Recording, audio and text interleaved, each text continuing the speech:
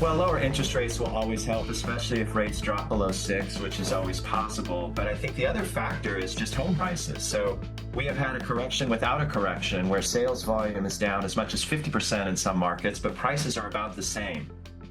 Take a look at your Zillow saved list. That home you thought was an asset? It just became a liability. While you were sleeping, the Arizona gold rush didn't just slow down, it mutated. We were told the desert was bulletproof. We were told Phoenix was the infinite money glitch. But right now, in zip codes across Maricopa County, there is a silent, growing inventory ghost town that no one in traditional media is willing to name. If you own property here, or God forbid you're looking to buy today, you are walking into a trap that was set 6 months ago. Look at the numbers if you dare.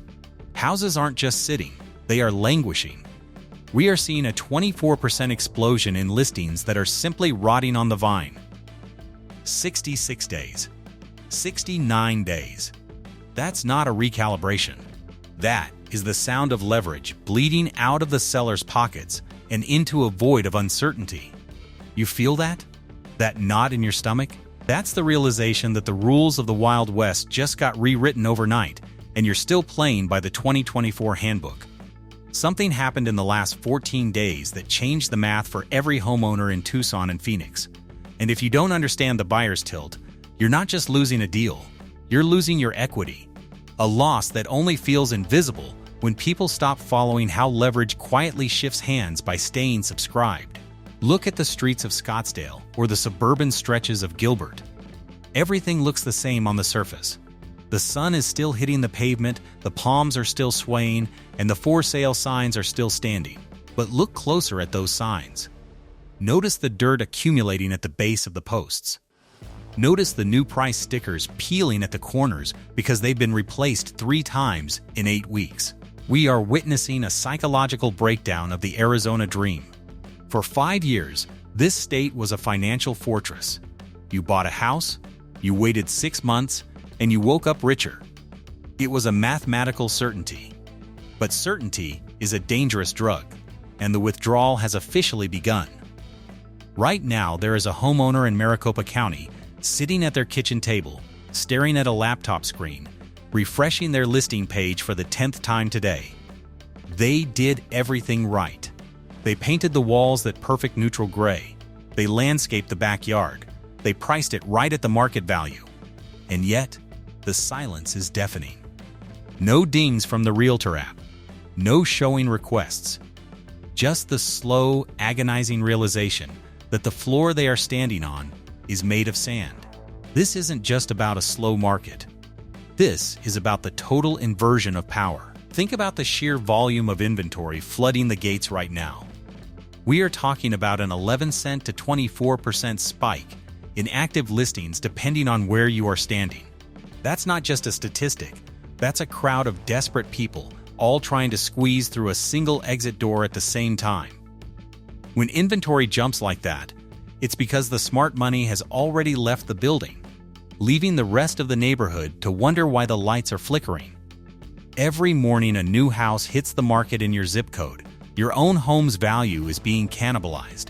It's a race to the bottom that no one invited you to, yet you're forced to run it. Have you ever sat in a room where the air feels thin? That is the current state of the Phoenix and Tucson hubs. The days on market are stretching out like shadows at sunset. 66 days. 69 days. That is over 2 months of mortgage payments, 2 months of utility bills, and 2 months of what-ifs echoing through empty hallways. In the old days, the Wild West days, a house sold before the ink on the contract was dry. Now, a house sitting for 70 days is a house with a target on its back. It's a stale property. And in real estate, stale is another word for blood in the water. Buyers aren't the eager, frantic pilgrims they used to be. They've changed. They've become cold. They are walking through these homes not with a sense of wonder, but with a magnifying glass, looking for any reason to tear your price apart. They aren't looking for a home. They are looking for a concession. They want you to pay their closing costs. They want you to replace a roof that has 10 years of life left. They want you to pay for the privilege of them taking the property off your hands. It's an insulting, jarring shift in reality that makes your skin crawl because it feels like you're being robbed in broad daylight. And the law of the market is holding the door open for the thief. But why? Why now? Why did the most stable growth engine in the Southwest suddenly start coughing smoke? You see the headlines talking about recalibration, but that's a sanitized word. It's a word used by people who aren't losing sleep over a $500,000 debt. The truth is much more uncomfortable. There is a specific underlying mechanism that has snapped. It's a hidden friction that is making buyers freeze in their tracks even as their options increase. You'd think more choices would lead to more sales, right? Wrong. In this environment, more choice is creating a paralysis that is deadlier than a high interest rate. We are seeing a phenomenon where the fear of overpaying has finally eclipsed the fear of missing out. And once that psychological switch flips, it is almost impossible to flip back. People are looking at beautiful homes in Tucson, and they aren't seeing a backyard for their kids. They are seeing a falling knife. They are wondering if the person who buys next month will get it for $50,000 less. That doubt is a virus. It spreads from the buyer to the agent, from the agent to the appraiser, and eventually it lands right on your doorstep. You're probably looking for the bottom. Everyone wants to know where the floor is. But the floor isn't a fixed point in Arizona anymore. It's moving. It's shifting under the weight of thousands of new listings that are being dumped by investors who are smelling something in the air that you haven't been told about yet.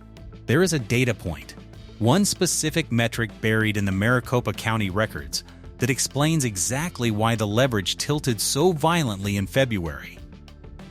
If you don't know what that metric is, you are essentially flying a plane into a mountain fog, hoping the ground is further away than it feels. It's not. The ground is rising. The leverage is gone. And the question isn't whether you should be worried, it's why you aren't worried enough. Keep staring at those days on market numbers. 69 days is a long time to think about your mistakes. It's a long time to wonder if you missed the window by a week, a month, or a year. The recalibration is here, but it doesn't care about your retirement plan or your equity. It only cares about the new, brutal math of the desert. And the math is telling a story that most people are too terrified to finish reading. So, what is that hidden friction? What is the specific gear that's stripped in the Arizona machine? It's the death of the appraisal gap. For years, the Arizona market was fueled by appraisal waivers and gap coverage. Buyers bringing tens of thousands in cash just to bridge the difference between what a house was worth and what they were paying.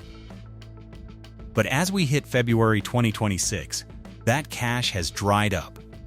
The smart money didn't just leave, it went into a defensive crouch. When that cash disappeared, the market was forced to rely on cold, hard valuations, and the valuations are screaming that the party is over. The reason your neighbor's house is sitting for 69 days isn't just because it's overpriced. It's because the market has entered a forced transparency phase. Buyers are no longer willing to subsidize a seller's fantasy. They are looking at that 24% jump in inventory and realizing they don't have to be the hero anymore. A patience that only works while people stop following how the recalibration is being allowed to cut deeper by staying subscribed. They are waiting for it to hit the bone. The buyer's tilt we are seeing in Maricopa and Pima County is actually a return to sanity. But for those who bought at the peak, sanity feels like a heart attack. The answer isn't to panic, but to pivot. The leverage shifted because the fear of missing out was replaced by the requirement of value.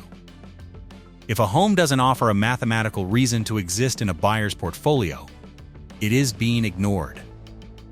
Period. We are moving into an era where location has been replaced by concession. The sellers who are winning right now are the ones who stopped acting like they're doing the buyer a favor. They are the ones providing the 2-1 buydowns, covering the closing costs, and admitting, painfully, that the 2022 price tags are relics of a ghost stories. The Arizona desert is still beautiful, and the dirt is still valuable, but the Wild West rules have been burned. We are in a new territory now, one defined by patience, data, and the brutal reality of a market that finally grew up. If you want to survive this shift without losing your shirt, you need the data that the big box real estate sites are too scared to publish.